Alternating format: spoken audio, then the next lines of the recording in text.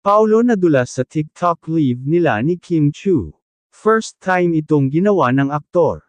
Usap-usapan ngayon ang TikTok live session nina Paolo Avellino at Kim Chiu matapos madulas ang aktor at tila may pasabog na revelasyon.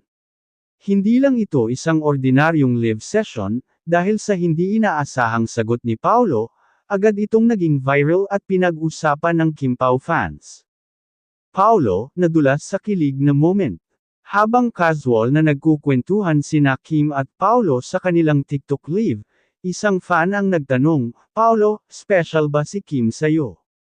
Sa halip na iwasan ang tanong o magbiro, biglang natahimik si Paolo at napangiti bago sumagot ng, "Siyempre, sobrang special." Napaatras naman si Kim at natatawang sinabing, "Ay, nadulas ka na dyan, ha?"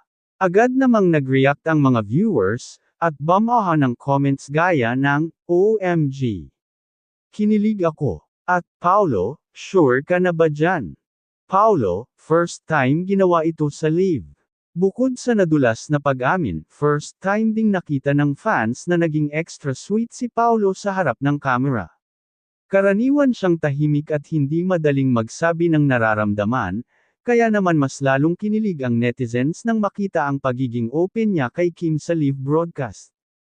Sa isang punto, napansin ng viewers na panay ang titig ni Paolo kay Kim habang nagkukwentuhan sila. Isa sa mga fans ang nagkomento ng, "Paolo, bakit parang may gusto kang sabihin kay Kim?" Napatawa na lang si Kim habang si Paolo naman ay nagbiro ng, "Huwag niyo akong i-pressure, baka lalo akong madulas." Fans, todo kilig at abang sa susunod. Dahil sa nangyari, agad na nag-trend ang hashtag KimPaoTikTokLove sa social media. Maraming fans ang umaasang may susunod pang mas nakakakilig na revelasyon.